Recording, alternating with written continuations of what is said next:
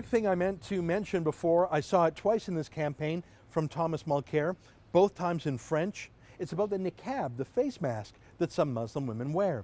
Now, no human being likes wearing a face mask.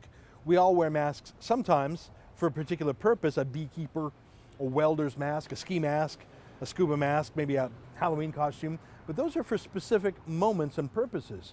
No human being in no country, in no culture, wears face masks all the time in public. It's not normal, it's not natural, it's not human. In fact, it's dehumanizing, which is the point of it. It's a punishment put on Muslim women by extremist Muslim men. It's not even a Muslim religious thing, it's a political thing popularized by fascist Muslim theocrats, and is being used as a weapon, both against their own Muslim women and as a way of separating themselves from the larger Western secular society.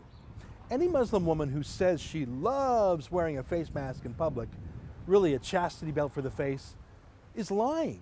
She's either lying out of fear, or she has some sort of coping mechanism that she's developed, like battered women syndrome, where she pretends she loves it. Look, we've seen this before. We've all heard of lifelong prisoners who, when they're finally let out of prison after 20 years, they can't cope with freedom, so they want to go back to having the warden tell them what to do every day.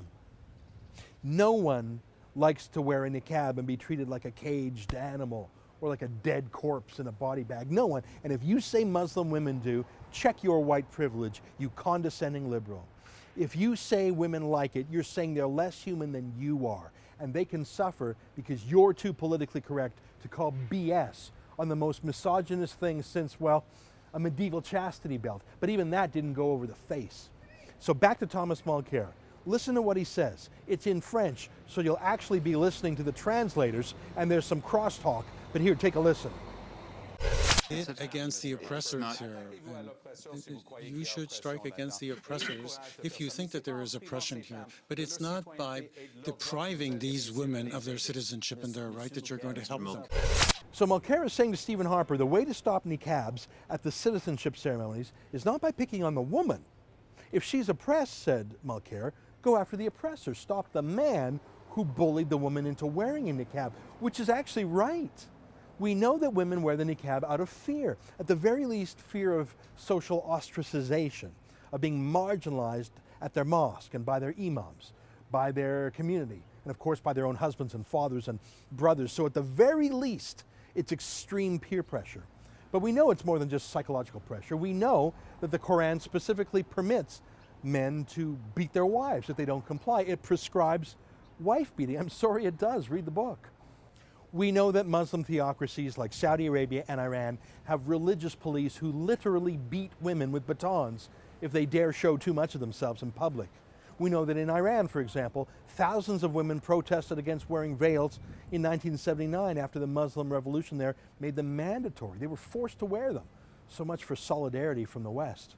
And of course, we know that in some cases, disobedient women are murdered, not just overseas, but in Canada too, like Aqsa Parvez and the Shafia girls. So yeah, obviously they're oppressed, either with violence or the threat of violence. Or if they've psychologically coped with all this by pretending they love the niqab, well, that's a form of psychological abuse. And Mulcair was subtly acknowledging this, and he was saying to Harper, the answer is not to block women with niqabs from the citizenship ceremony. If they're oppressed, liberate them, don't punish them. I think we have to agree. When we see a woman being so degraded, we shouldn't be mad at her any more than we should be mad at a woman we see with bruises on her face. Of course, maybe a woman has bruises under her niqab too. It's good for hiding things like that. But any woman in this position is a victim. Now maybe she's coping by saying, no, my man really loves me. He might hit me, but it's because he loves me. She might defend him, but that's psychological coping. She's still a victim, and yes, we have to intervene, whether it's battered women's syndrome or a niqab. Mulcair is right about that. And that's where a ban on burqas helps. Because if we pretend that a woman under duress can simply choose to take off her niqab or burqa, we're saying we won't intervene. It's her versus her husband or father or Muslim imam. But if we say, no, you must take off your niqab, like they say in France and some Muslim countries that have banned the burqa and niqab, then all of a sudden the woman doesn't have to say to the bully in her life, I choose to be free. She can say the police demand I be free. It's not the beaten woman versus the bully. It's the police versus the bully now. We've leveled the playing field. If you saw a woman walking down the street wearing a leash, being pulled along by a man, being treated like a dog, would you accept that's normal? Would you accept that it's just fine with her because she said so? Of course not. Although I'm sure the CBC would find a way to say it's freedom of religion and you're a racist to disagree. But we would intervene to help such a poor woman. And if it started to happen hundreds of times, we wouldn't call it normal. We'd call it an invasion. We'd pass a law to stop it. This is not about freedom of religion. It's about stopping the mass subjugation of women.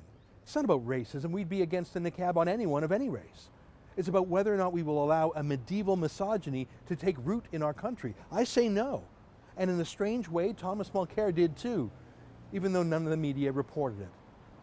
For TheRebel.media, I'm Ezra Levant. Ow! We're building a studio. Help us out. Click here or visit buildthedream.ca.